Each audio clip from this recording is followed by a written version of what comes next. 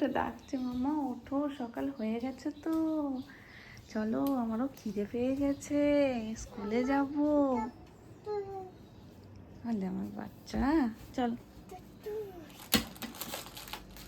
চলো।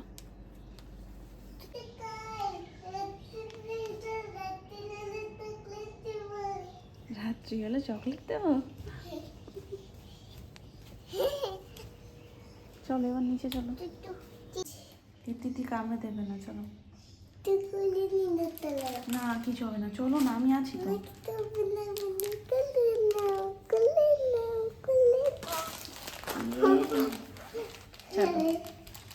চলো হাত দাও, চলো চলো চলো চলো চলো।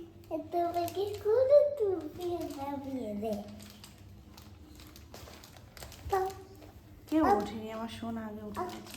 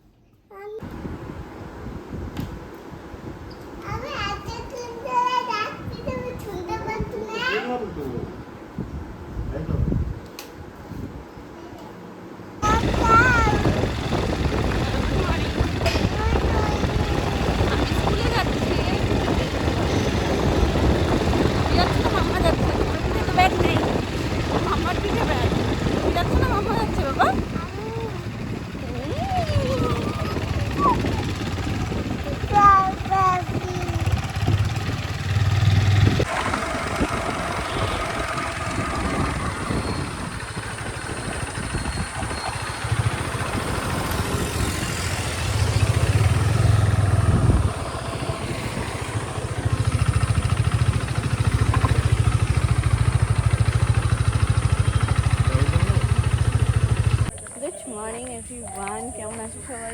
সবাই খুব ভালো আছো, সুস্থ আছো, আমরাও বেশ ভালো আছি। আজকে সকাল সকাল সোনাইকে স্কুলে দিয়ে এসেছি একটু লেকের সাইডে। শরীরটা ভালো লাগছে না, কালকের থেকে যেন কেমন একটা খাওয়া দাওয়ার পরে রাত্রিবেলা কেমন একটা অস্বস্তি হচ্ছে। আজকে সকালবেলা স্পেশালি মনে হচ্ছে যেন এখানটা একটা কিছু প্রেশার হয়ে রয়েছে। তো যাই হোক, একটু হাঁটাচলা করলেও ঠিক হয়ে যাবে। আর আজকের প্ল্যানটা আগে থেকেই ছিল যে আজকে কোথাও একটা যাবো, তারপরে কেন নয় লেক, কারণ লেকের পরিবেশটা সকালবেলায় ভীষণ সুন্দর থাকে, শান্ত নিরিবিলি। হ্যাঁ কি অবস্থা, নিচে জাম পড়ে পুরো একদম কালার হয়ে গেছে। ওই দেখো ওখানে, ওই দেখো।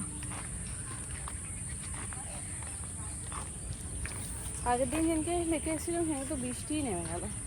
আজকের পরিবেশটা ভালো, বৃষ্টি হওয়ার সম্ভাবনা নেই, আবার আছে।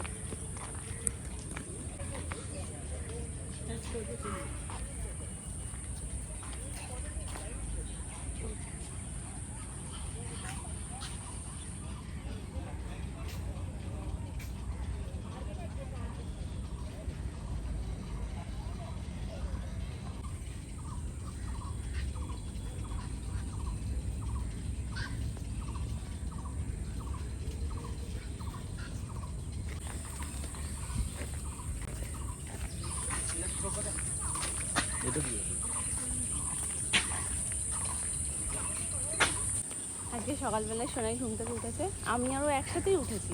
অ্যালার্ম বেজেছে, এবার আমি উঠে না, আমার এত ঘুম পাচ্ছে। আমি বলছি মামা 5 মিনিট, আর জাস্ট 5 মিনিট। মানে এতদিন উল্টো হতো, আমি ওকে ডাকতাম, উঠতে ইচ্ছা করছে না মামা, আর এখন হয়ে গেছে উল্টো। যেহেতু তাড়াতাড়ি ঘুমায়, ওই জন্য ঘুমটাও পুষিয়ে যায়, তাই জন্য তাড়াতাড়ি ওঠে। এবার আমাকে বলছে যে মামা উঠবে না? আমি বলছি মামা জাস্ট 5 মিনিট। বলছে ঠিক আছে, তাহলে তুমি একটু শুয়ে নাও, 5 মিনিট পর আমরা একসাথে উঠবো কিন্তু। তারপরে একসাথে শুলাম, শোয়ার পর 5 মিনিট পর যখন আবার অ্যালার্ম বাজলো, উঠে বলছে মামা এবার তুমি উঠবে না? আমি বলছি এক্ষুনি উঠবো, একটু দাঁড়াও, এক্ষুনি উঠছি।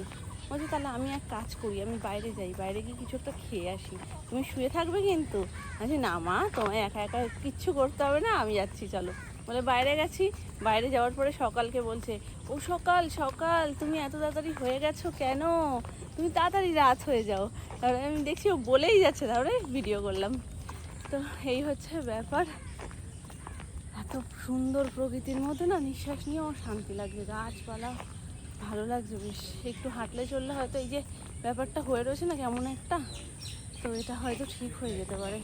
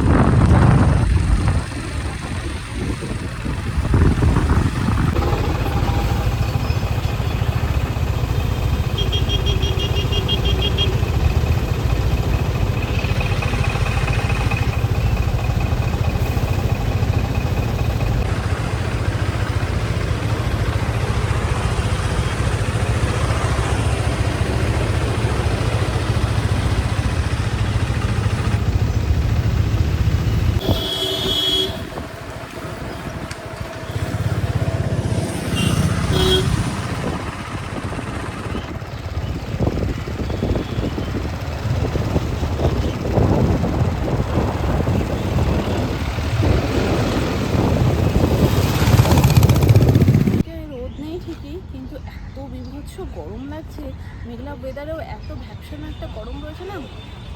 লেকে গেলাম ফার্স্ট, লেকে তো বসতে পারলাম না।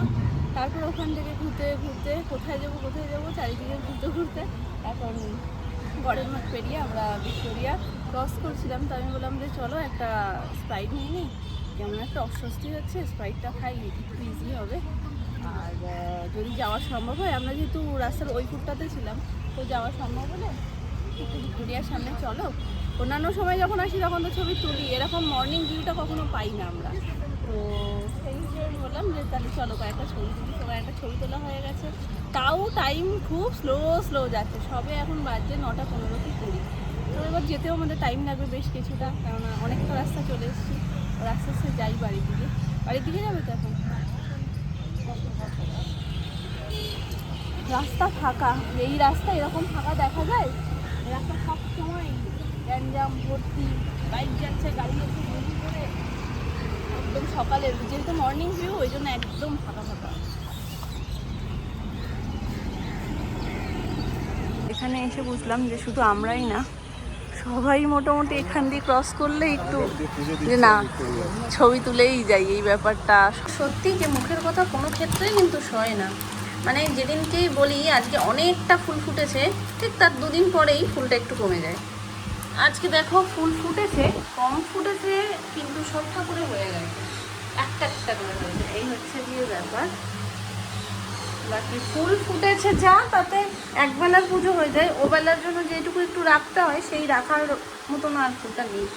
এই হচ্ছে প্লাস পয়েন্ট। হচ্ছে সন্ধ্যা মালতিতে যেহেতু 2-3টে গাছ রয়েছে না, 2-3 রকমের কালারের, তো সন্ধ্যেবেলার পুজোটা সন্ধ্যা মালতি দিয়ে হয়ে যায়, তো ওই জন্য আর অসুবিধা হয় না। বৃহস্পতিবার আসলে তো পুজোর ফুল অনেকটা করেই আনা হয় বাইরে থেকে প্লাস ঘরে। আর বৃহস্পতিবার আমি লক্ষ্য করে রেখেছি যে গাছে ফুলও বেশি ফোটে, আবার বাইরে থেকেও আসে, তো ওই মোটামুটি গাছের ফুলগুলো দিনের দিন পুজো দিয়ে দিই, আর যেগুলো বাইরে থেকে গাঁদা ফুলগুলো সেগুলো 2 দিন থাকে, তো তখন ওটা রেখে দেওয়া যায়। আজকে মিষ্টি দিয়ে পুজো দেবো, এটাও বলতে পারো আমার মানতের একটা পুজো। তো বলে দিয়েছিলাম সুমনকে তো বাপিকে নিয়ে সকালবেলা ডাক্তারখানায়, তো ওখান থেকে ফেরার পথে নিয়ে আসতে। আজকে বেশ ভালো জায়গা থেকে নিয়ে আসে, মানে এই দূরটায় যাওয়া হয় না, এটা কামধেনুর, তো এখানটাতে যাওয়া হয় না। যেখান থেকে আনা হয় সেটাও ভালো, কুটঘাটে সুরেন্দ্র, কিন্তু এটা আজকে বলতো যেটা খুব ভালো, এটা দিয়ে দেখে। তো এই বাড়িটা ওপরে নিয়ে এসেছি আর ও বাড়িটা নিচে রেখে এসেছি।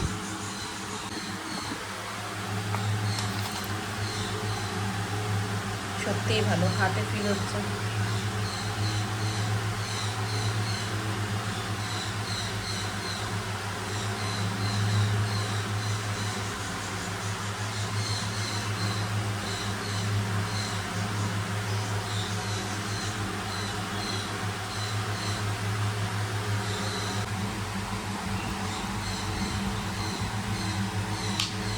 আমার প্রেশার বসে নেই, আমার প্রেশার ঘুমিয়ে পড়েছে।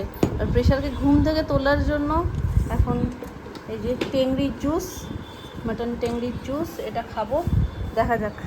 এই আমার লাস্ট ট্রাই। বাকি নুন চিনি জল খাচ্ছি, মানে খাবার টাইম টু টাইম খাচ্ছি, ঠিকঠাক খাবার খাচ্ছি, বাইরের কোনো ভুজুং ভাজুং খাবার খাচ্ছি না। পেট যখনই ভরাচ্ছি তখন হেলদি খাবার দিয়ে ভরাচ্ছি। এবার এরপরে আর প্রেশার ঘুম থেকে তোলার জন্য আমার মনে হলো যে না এইটাই খাই। কারণ সুমা সেদিন থেকে আমাকে বলে যাচ্ছে যে একটু টেংরি নিয়ে আসি, সেটা জুস করে খাও। এবার যদি এটাতেও না ওঠে তাহলে ও প্রেশার ঘুমিয়েই থাকুক, আর তুলে লাভ নেই। এইগুলো মা না, এর মধ্যে ওই জুসটা হয়, মানে ওই যেটা মাটনের ওটা হয়। আর এর নরম হয়, দেখো সুন্দর নরম হয়। কোনটা কোনটা নেব? নেও না,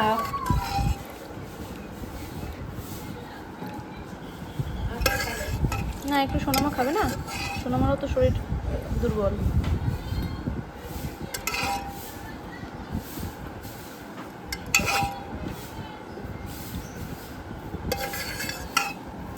এক বেলায় এত খাওয়া সম্ভব না। যায় না ছিল সব করেছো? এখনো অর্ধেক রয়েছে। তাহলে এক কাজ করো, সোনামা একটু খাক, আর যদি কিছুটা থাকে। সোনু খাবে টেংরির জুস?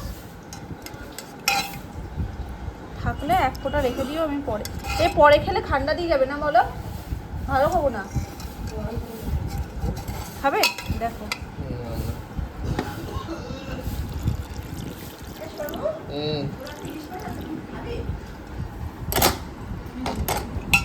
এটা আনতে যে দূরে গেছে, মানে এর যা টাকা তার মনে হয় তেলই পুড়ে গেছে ওর।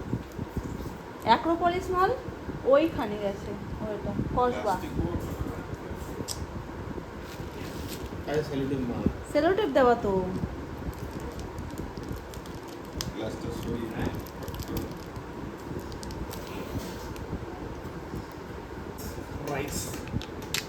চাওয়াল আছে।